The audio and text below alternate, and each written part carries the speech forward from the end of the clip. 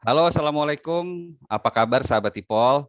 Semoga kita semua sehat dan mampu survive di masa pandemi ini. Kembali bersama saya, Timur Arif Riyadi, tuan rumah Bincang si Ipol, berbagi info cerita yang sip dan pol hanya di Indopos Online.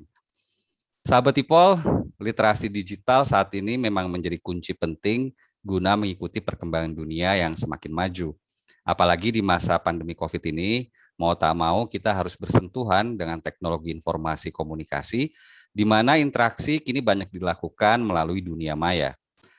Nah, dalam konteks ini, sahabat Ipol, komunikasi visual dengan konten yang menarik dan kreatif menjadi semacam sebuah nilai plus yang cukup penting. Bila kita selama ini bersinggungan dengan hal-hal seperti membuat presentasi, mengedit foto dan video, atau berkomunikasi melalui platform telekonferensi, biasanya kita menggunakan software-software tertentu semacam Microsoft Office atau Adobe. Nah, pertanyaannya, apakah kita sudah mahir menggunakan berbagai perangkat lunak tersebut? Ataukah kita sudah siap membekali generasi masa depan dengan pengetahuan dasar TIK? Untuk membincangkan masalah ini telah hadir bersama kita founder sekaligus COO MyEdusoft, Mbak Stephanie Seputra. Halo Mbak Stephanie. Halo Mas, apa kabar? Sehat ya? Baik, sehat saya. Mbak Steph nih kalau aktivitas bisnis yang lain tuh cukup terpukul gara-gara pandemi. Kalau Mbak Steph nih kayaknya malah sibuk ya kalau di masa pandemi ini ya? Ada benernya. Kayaknya di dalam masa pandemi ini jadi harus banyak berinovasi juga ya, karena pendidikan itu nggak akan berhenti hanya karena kita nggak bisa ketemu satu sama lain.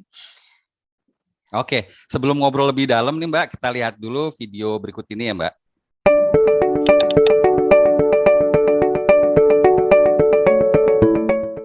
Perkenalkan, saya Hidayah Sulistiojati dari SMA Pradita Dirgantara. Perkenalkan, saya Abdul Malik dari Institut Teknologi PLN.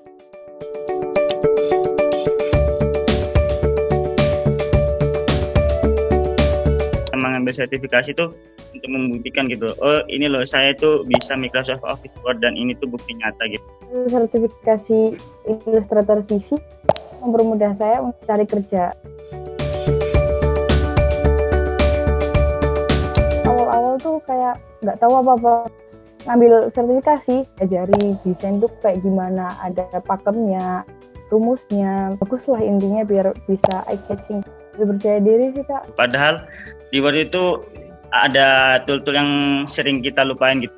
Kan kalau kita bikin makalah, tugas akhir, skripsi, orang tuh kadang mengetik manual gitu. Padahal ada tools yang insert caption. Sertifikasi itu lebih mempermudah kita dalam mengoperasikan lebih cepat gitu. Waktu tugas sekolah sih, terutama tugas sekolah saya kalau disuruh desain poster, desain infografis, jadi karyanya itu lebih orisinil dan punya ciri khas. Kenapa sertifikasi itu sangat penting? Karena untuk menunjang kita di dunia pekerjaan. Karena yang dilihat itu bukan cuma CV-nya aja, bisa enggaknya kita. Nah, itu dibuktikan dari sertifikasi itu tadi. Saya rekomendasi sekali untuk mengikuti sertifikasi. Itu juga membawa kebanggaan tersendiri bagi saya.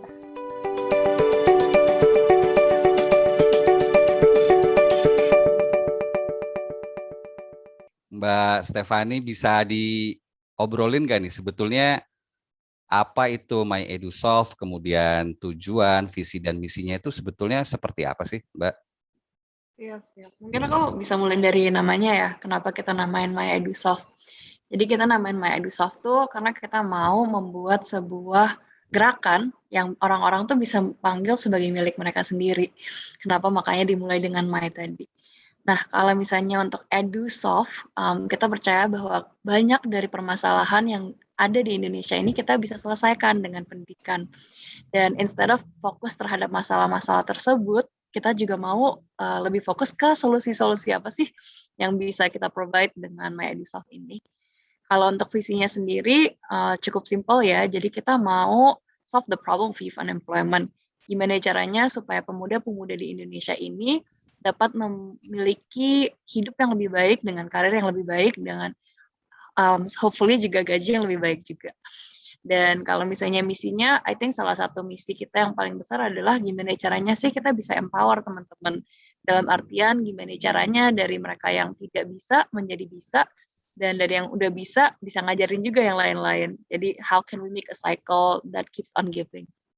Wow, ini sepertinya memang cukup mengena ya kalau untuk zaman sekarang, tujuan seperti itu. Tapi menurut Mbak Steph sendiri, kalau di Indonesia sendiri, orang-orang atau lembaga seperti MyEdusolve ini banyak atau bagaimana? Dan dibandingkan dengan di luar negeri seperti apa tuh Mbak Steph? Kalau dari sisi aku sih menurut aku masih kurang banyak ya, karena I think tolak ukurnya itu ada di sebenarnya sekarang masih seberapa banyak sih anak-anak yang unemployed gitu. Dan di Indonesia sendiri memang banyak nih di waktu-waktu belakangan ini banyak attack yang muncul dan segala macam. Cuman permasalahannya itu masih sangat besar. Jadi kalau misalnya dari sisi aku sendiri, aku merasa bahwa masih kurang banyak ya. Harusnya lebih banyak lagi nih orang-orang yang bantu untuk menyelesaikan permasalahan tersebut. Iya, ya. Apalagi kalau dibandingin dengan bangsa kita kan penduduknya banyak, kemudian juga geografinya sangat luas, pasti sangat membutuhkan semacam MyEdusolve lain ya. Benar-benar setuju. Dan kita juga percaya bahwa there's no silver bullet solution ya. Bukannya ada satu jawaban doang untuk permasalahan ini. Pasti jawabannya itu ada banyak. Dan I think dengan lebih banyak lagi orang-orang yang bisa berpikir kira-kira apa nih solusi yang bisa kita tuangkan, pasti kita akan mencapai hal tersebut lebih cepat lagi. Kayak maksudnya itu apa? Kayak dulu kan awal-awal kayak kita literasi digital, berarti coding dong. Tapi sebenarnya kan nggak semua orang itu memiliki talenta atau unique disposition untuk menjadi seorang coder gitu kan. Jadi actually dari sisi kita sendiri sih kita mau lebih ke fundamental literasi digital. Kayak kalau misalnya ibaratnya atau metafornya yang kita selalu pakai itu adalah this famous saying ya, kayak if you give a man a fish, you will feed them for a day, but if you teach a man how to fish, you'll feed them for a lifetime. Dan kita percaya hal yang sama untuk literasi digital ini. Dalam artian mungkin kalau kita kasih mereka komputer atau kasih mereka perangkat atau kasih mereka sesuatu, mungkin mereka bisa ya jual terus makan dengan enak selama beberapa bulan gitu. Cuman kalau kita ajarin mereka fundamental literasi digital yang jelas dan bagaimana caranya belajar dan bagaimana caranya berpikir, ini bisa jadi amunisi untuk mereka di seluruh hidupnya. Dan I think that's part of the reason why we want to do the things that we're doing. Wow, berarti sebetulnya kalau untuk membuat Indonesia itu pintar literasi digitalnya ya, kita harus sering-sering ikut program literasi yang ditawarkan seperti MyEdusolve ya, Mbak Steph ya. Ngomong-ngomong, program-program apa saja sih Mbak Stephanie yang ditawarkan oleh MyEdusolve ini? Jadi kita ada total kurang lebih 3 pilar ya. Jadi kita sering ngadain webinar gratis, itu bisa dicek di Instagram kita di @myedusolve. Terus pada saat ini kita juga lagi ngadain kompetisi. Nah, kompetisi ini berlangsung secara nasional untuk 2 hal, Microsoft Office Specialist dan juga Adobe Certified Professional. Dan terakhir, kita juga punya program-program sertifikasi dari Microsoft, Adobe, dan juga Project Management Institute untuk menjadi standarisasi untuk skill-skills yang teman-teman udah pelajari nih. Oke. Terkait dengan lisensi tadi, sebetulnya kalau misalkan kita belajar otodidak dengan kita belajar di MyEdusolve, apa bedanya sih, Mbak Steph? Kemudian sertifikasi itu apakah sangat penting kegunaannya untuk kita menjalin relasi, kemudian kita membangun karir, ataupun untuk kita membuka wirausaha di bidang TIK gitu. Itu apa bedanya sih kalau kita otodidak dengan kita belajar di MyEdusolve? Sebenarnya sih kalau dari sisi aku tuh selalu percaya bahwa pembelajaran itu bisa dari mana aja dan pakai format apa aja, karena setiap orang kan cara pembelajarannya berbeda-beda ya. Ada yang bisa belajar melalui mendengar, ada yang melalui nonton, ada yang melalui menulis, dan lain-lainnya. Jadi actually kalau misalnya ditanya otodidak atau belajar dari MyEdusolve, jawabannya dari aku tuh selalu whatever that will help you learn. Kayak apa aja hal yang akan membuat kamu pengen belajar dan mau belajar. Itulah yang metode yang harus kamu ikuti gitu. Nah, perbedaannya kenapa harus tersertifikasi itu jawabannya ada di standarisasi ya. Kayak kalaupun nih aku percaya bahwa kalau belajar tuh boleh di mana aja, tapi aku percaya juga bahwa harus ada standarnya. Dalam artian kalau sekarang kita ngelihat nih CV atau resume teman-teman, pasti kan sekarang sering nih ada box profisiensi di mana ada tulisan Word, PowerPoint, Excel ataupun apapun lah itu. Dan Mm-mm. terus dari teman-teman akan kasih self score-nya. Kayak, oh aku merasa aku udah di 80, atau aku merasa aku udah di 90. Sedangkan sebenarnya standar ini kan dari diri sendiri ya. Nah, sertifikasi ini adalah jadi pengacuan standar dari Microsoft sendiri yang berlaku secara internasional. Jadi kalau misalnya dia bilang, oh aku udah certified dan nilai aku segini, itu tuh standarnya jelas dan nggak akan bisa bohong lah ya. Terus kedua, Hmm. selain dari hal itu, yang aku lihat hal terbesar nih mengenai sertifikasi itu juga confidence ya. Aku sering banget hari pertama kita ngadain bootcamp atau ngadain pelatihan, teman-teman tuh rasanya kayak mau nanya aja tuh takut. Kayak, aduh Betul. kayak boleh nggak nih aku nanya kayak gini ya? Aduh nanti dikira kurang pinter gitu kan. Tapi pada saat mereka sudah selesai program pelatihan dan juga pada saat mereka sudah mendapatkan sertifikasi mereka tuh jalannya tuh jadi lebih kokoh loh. Kayak kerasa stature-nya tuh beda banget. Dan maka daripada itu aku percaya sertifikasi because it can give you the confidence. Pasti Hmm. dari di dalam diri kita sendiri tuh banyak kan yang bertanya-tanya yang kayak, aku tuh siapa sih? Kayak aku tuh sebenarnya bisa nggak sih? Well, it's a very good answer, kayak bahwa dengan mengikuti sertifikasi internasional ini, you will be able to get the confidence that you want and the confidence that you need to succeed. Wow, kata kuncinya percaya diri. Soalnya kalau kita sekarang ngelamar job-job gitu di perusahaan kan juga yang dilihat pertama adalah semacam sertifikatnya gitu ya Mbak Steph ya. Benar-benar. Salah satu konsiderasinya Salah pasti. satu, betul-betul. Nah, Mbak Steph, kalau kita berbicara tentang ini, gelaran Microsoft and Adobe National Championship ini sebetulnya gelarannya ini untuk apa digelar, kemudian pesertanya dari mana saja, pemenangnya nanti juga kalau nggak salah akan dikirim ya sebagai perwakilan Indonesia. Bisa diceritain nggak, Mbak?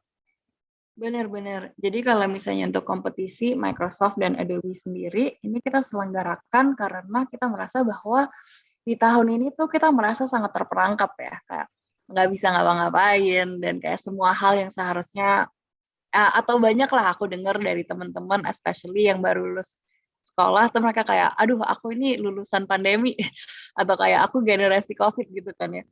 Dan dari sisi kita sih kita merasa bahwa it shouldn't stop there gitu kayak. Makanya tema yang kita usung adalah Imagine Creativity Beyond Limits. Kayak di luar dari hidup yang kita tahu sekarang nih kayak sebenarnya pasti ada dong imajinasi atau mimpi yang kita miliki.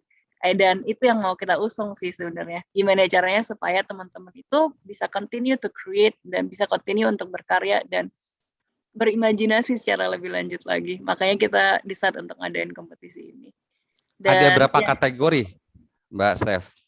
jadi in total ada 7 kategori. Bakalan ada PowerPoint, Excel, dan juga Word. Dan kalau misalnya untuk Adobe ada InDesign, Illustrator, dan Photoshop. Wah, 6, itu kayaknya sorry. 6 ya. Program-program yang sering dipakai itu ya Mbak Steph ya di keseharian kita ya. Dalam ajang ini juga kalau nggak salah MyEdusoft juga bekerja sama dengan juri-jurinya dari perusahaan, kemudian bisa membangun link juga. Itu gimana sih Mbak Stefani ceritanya? Benar. Jadi kalau misalnya untuk Adobe sendiri, apalagi karena desain itu sangat subjektif ya, kita decide bahwa judges-nya itu harus sama seperti real world experience. Jadi dia bakal dapat satu sisi dari educator, satu sisi dari industri, satu sisi dari marketing, dan satu sisi dari klien. Dari situ kita beranggapan bahwa teman-teman yang udah desain nih bakal jadi tahu, oh okay, so this is the things that clients are looking for, or this is the things that I need to think about kalau misalnya lagi mau kerjasama dengan another department such as marketing dan lain-lainnya. Oke. Mbak Stefani, sebagaimana kita ketahui kan generasi muda itu tidak hanya harus dibekali saja dengan hard skill ya, kemudian harus ada soft skill-nya juga, kemampuan kita, kepemimpinan kita dinilai, kepercayaan diri, membangun link jaringan yang luas. Nah, MyEdusoft sendiri sebetulnya ke arah situ nggak pembelajarannya? Ada. Jadi actually itu salah satu hal yang kita decide bahwa harus kita tekankan lebih lagi nih di tahun ini. Jadi kita lagi bangun satu program namanya Dian, yaitu Demi Masa Depan. Ini adalah program career consultation secara gratis, di mana ada 2 tipe. Satunya itu one-on-one career counseling, jadi career coaching. Dan satunya lagi adalah mastermind coaching, di mana akan belajar tentang resiliensi, problem solving, critical thinking, dan lain-lainnya. Dan actually itu sekarang program yang lagi kita jalanin bareng dengan Kemendikbud untuk Kampus Merdeka. Jadi programnya akan live di 23 Agustus sampai dengan 31 Desember ini. Wah, ini syaratnya ada apa aja nih Mbak untuk mengikuti program ini? Kalau untuk sekarang aplikasinya udah ditutup, total udah ada Oh, sayang ya. 200 yang apply dan kita akhirnya terima 260 murid. Aplikasinya sebenarnya yang paling penting itu adalah a clear motivation and a clear why ya. Kayak, kenapa sih kamu mau mempelajari hal ini dan sebenarnya mau dibawa kemana? Karena kita percaya bahwa dengan mindset tersebut, semua hal yang lain itu akan terselesaikan dengan sendirinya. Wow, ini berarti selama ini MyEdusoft udah bekerja sama dengan mana aja nih, Mbak Steph? Kalau misalnya kita udah bekerja sama dengan beberapa SMK, beberapa higher education juga, kita udah bekerja sama dengan beberapa instansi pemerintahan juga, and also at the same time kita juga sering ngadain corporate training buat perusahaan-perusahaan. Alasannya kenapa? Karena kita percaya bahwa untuk membuat link and matching yang lebih jelas di antara keperluan dari industri itu seperti apa, kita juga harus tahu sekarang situasi dan kondisinya di sana tuh gimana. Jadi so far itulah yang kita ada kerjasama. Waduh, sayang nih ya terlambat. Tapi ke depan kira-kira program-program seperti apa nih yang sedang digarap atau akan digarap oleh MyEdusoft? Cukup banyak sih. Biar nggak ketinggalan nih sahabat Ipol nih. Siap-siap dari sekarang. Iya. Apa aja tuh? Cukup banyak. Seperti apa mungkin boleh dikasih bocoran? Sure. Jadi kalau misalnya dari MyEdusoft sendiri, kita juga lagi mau bangun untuk komunitas desainer dengan lebih lanjut lagi. Jadi kita setiap bulannya akan mengadakan challenge. Kemarin kita actually baru selesai untuk Imagine a Better Indonesia. In total yang submit itu ada lebih dari 57 orang dari different places all around Indonesia, which was quite amazing. Dan kita akan terus ngadain challenge-challenge tersebut sih, supaya teman-teman punya platform untuk showcase work mereka, untuk showcase talenta-talenta yang mereka miliki. Terus kedua, salah satu hal lain yang mau kita bangun dan buat itu adalah lebih ke link and matching dari segi talent as a service ya. Jadi kan banyak nih teman-teman yang udah punya sertifikasi dan lain-lain, dan banyak juga yang udah punya job. Cuman mungkin dari mereka tuh ada juga yang terpanggil untuk mau menjadi guru, atau menjadi coach, atau untuk menjadi mentor, dan sebagainya. Nah, jadi kita lagi bangun platform buat talent as a service ini. Lebih ke freelance economies lah ya. Gimana caranya supaya teman-teman juga bisa memiliki additional income di luar dari full-time job yang mereka miliki. Wah, kayaknya menarik nih ya sahabat Ipol, bagi generasi muda nih. Siap-siap catat tanggal mainnya. Mantengin terus ya di MyEdusoft ya Mbak Stefani ya. Iya, Mbak Stefani, kalau untuk iklim bisnis dan pendidikan yang diinginkan MyEdusoft sendiri itu seperti apa? Yang diinginkan dari pemerintah, mungkin ada aturannya, atau seperti apa sih iklim bisnis yang diinginkan? I think at the end of the day harapannya untuk Indonesia itu gimana caranya supaya setiap orang regardless where they are mereka bisa mendapatkan akses ke pendidikan yang sama. Gimana caranya supaya the best minds itu bisa diakses oleh siapa aja. Kayak kemarin tuh ada salah satu mentor kita yang cerita kan kayak, wah kalau Pak Yohanes Surya yang ngajar matematika sih dari 3 tahun kurikulumnya bisa tinggal 6 bulan dan mereka juga akan jadi sangat pintar gitu kan. Kita kayak wah gimana nih caranya? I think itu seperti hal-hal seperti itu sih yang pengen kita inginkan ya. Gimana caranya sih supaya the master teachers kayak master educators itu bisa available untuk semua orang di seluruh pelosok Indonesia. Bukan hanya available untuk orang-orang yang bisa afford aja gitu. And I think in the future that's what we want sih. Betul. Kata kuncinya bagaimana setiap tenaga ahli di TIK itu bisa menyebar dan bisa diakses ya, minimal ya dengan biaya terjangkau gitu ya, Mbak Stefani. Benar. Oke, Mbak Stefani, terakhir nih pertanyaannya, himbauan Mbak Stefani nih bagi generasi milenial dan Gen Z seperti apa? I think kalau misalnya salah satu advice yang paling aku ingat sampai sekarang itu adalah 1% better every day dari Atomic Habits-nya James Clear. di mana dia bilang bahwa kalau misalnya kita mau menjadi orang yang lebih baik, kita hanya harus fokus untuk menjadi orang yang lebih baik 1% setiap harinya. Dan dengan hal seperti itu, kita akan mendapatkan compounding interest juga ya. Jadi kalau kita setiap hari improve 1%, di akhir tahun kita akan menjadi 37 kali lebih baik daripada kita di awal tahun.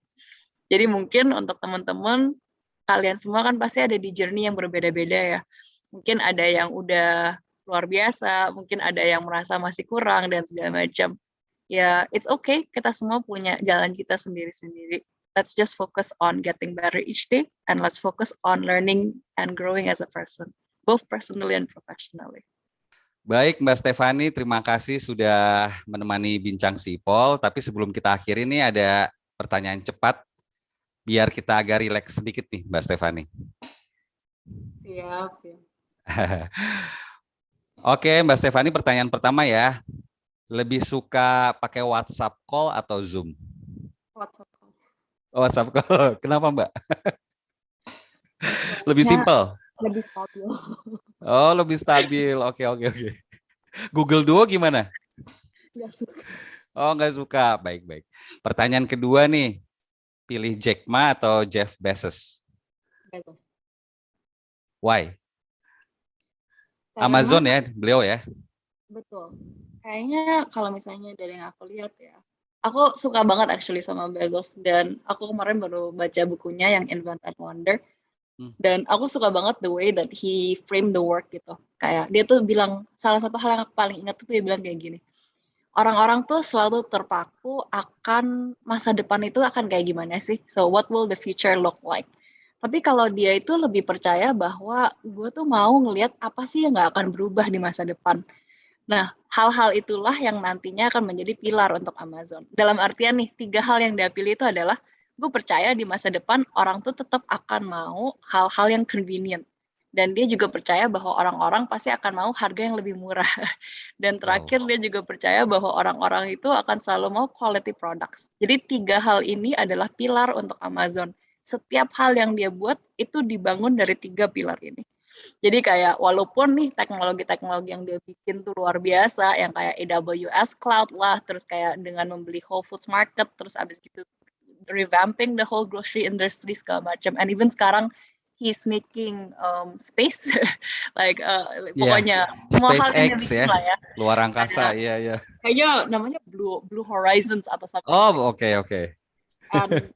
Jadi kayak menurut aku luar biasa aja nih cara orang ini berpikir, kayak di saat dimana orang-orang itu pengen tahu kayak masa depan tuh kayak gimana, dia malah percaya bahwa kita tuh bisa bikin bisnis kita kalau kita tahu apa yang nggak akan berubah.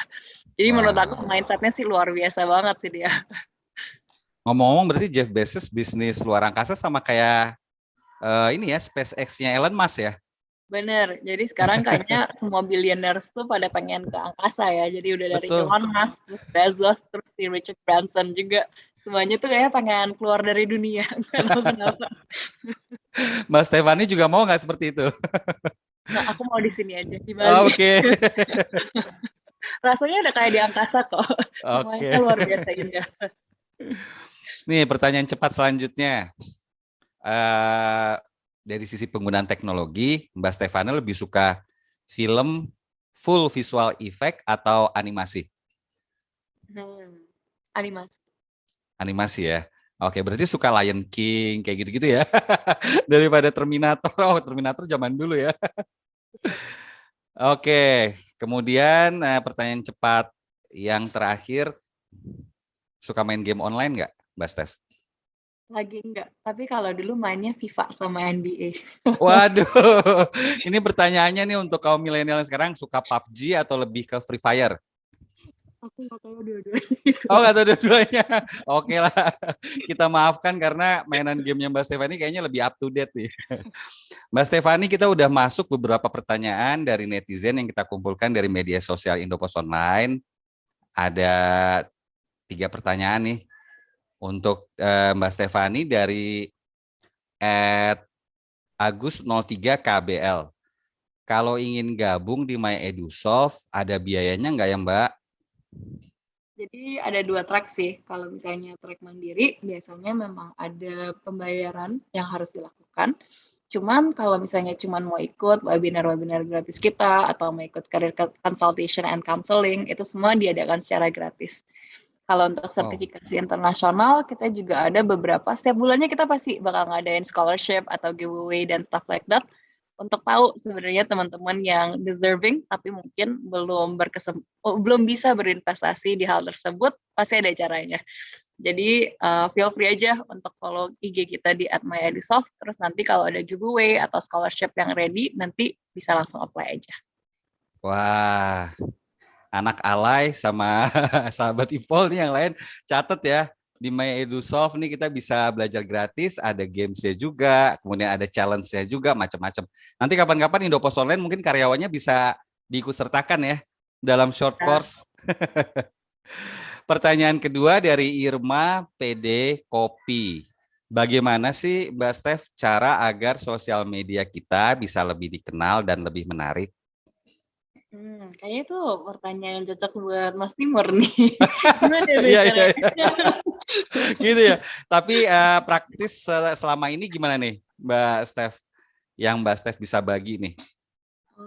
Ada Mungkin tips-tipsnya nggak? dari sisi kita pada saat kita membangun Instagram EduSoft ya, pada saat dimana kita fokus terhadap hal-hal yang bisa kayak being genuine about ourselves, being authentic in our relationship. Dalam artian dulu tuh kita mikirnya kayak, oh ini harus pakai template ini atau harus pakai template itu. Tapi kayaknya kalau social media itu orang-orang suka kalau misalnya ada relationship ya yang bisa kita bangun di antara satu dan sama lain gitu. Jadi kayak mungkin kayak gitu aja sih, kayak staying authentic, just be yourself, and also kayak treat other people as human beings, bukan hanya kayak oh ini calon klien nih, tapi lebih ke oke, gue bisa bantu apa sih sekarang, jadi lebih ke situ mungkin. Tapi kalau pertanyaan itu kayaknya Indopos Online lebih jago nih. Amin. Jadi sebetulnya nggak hanya dari bagaimana kita menampilkan medsos kita yang stunning, adorable, tapi juga bagaimana kita mampu menularkan originalitas kita gitu ya Mbak Stefani ya. Benar. Tampilkan diri kita apa adanya tuh sahabat Ipol ya. Pertanyaan terakhir Mbak Stefani dari @Mahawira Muhammad Rafid. Aplikasi edit video banyak. Kasih tips dong Kak untuk awam, sebaiknya pilih yang mana? Jadi kalau misalnya untuk desktop base ya, kita sih pasti Premiere Pro dari Adobe. Cuman selain dari itu, pokoknya pakai yang ada dulu aja. Jadi kalau misalnya beberapa aplikasi kan pasti ada premium features and stuff like that. Cuman kalau misalnya kita cuma mau eksplorasi aja, salah satu mentor kita tuh bilang kayak gini, ya, cara terbaik untuk mendidik orang atau tools terbaik untuk mendidik orang itu adalah tools yang ada. Jadi kita pakai dulu aja yang ada and available to us, daripada kita mikir apa sih yang terbaik in the market yang harus aku pakai sekarang. Karena at the end of the day, pada saat kita berkarya, the tools doesn't matter as much as the will. Kayak banyak kok, apalagi dengan TikTok sekarang ya, kayaknya teman-teman nggak usah pakai video ini, udah bisa bikin video-video yang sangat keren gitu. Jadi kayak niatnya dulu aja, bikin dulu aja. Keep on doing. Oke. Jadi nggak perlu yang mahal-mahal, nggak perlu ngejelimet, yang ada bahkan di handphone sendiri dulu. Kalau itu sudah oke, kenapa enggak gitu ya? Gunain teknologi itu ya, Baik Mbak Stefani, makasih sudah menemani sahabat Ipol. Mudah-mudahan nanti kita bisa hubungin lagi ya untuk tema lain yang lebih menarik. Siap. Terima kasih sekali atas waktunya. Baik sahabat Ipol, kemampuan menggunakan teknologi informasi dan komunikasi kini sangat menentukan karir pencapaian seseorang dalam menghadapi tantangan dunia digital. Diperlukan kemampuan hard skill dan soft skill khusus yang terstandar dengan baik sesuai kebutuhan zaman, agar kita mampu sukses dan adaptif. Demikian sahabat Ipol, perbincangan kita kali ini. Semoga bermanfaat dan menambah wawasan. Terima kasih sudah setia menemani kami di sini, dan tentunya kita akan kembali dengan tema dan narasumber lain yang lebih menarik. Sebelum berpisah, Bang Ipol selalu berpesan jangan lupa untuk subscribe, like, share, dan komen channel YouTube si Ipol. Dan untuk info-info yang sip dan pol, silahkan ikuti kami di akun media sosial Indopos Online. Akhirnya saya Timur Arif dan tim produksi Bincang si Ipol pamit undur diri. Salam literasi digital dan wassalam.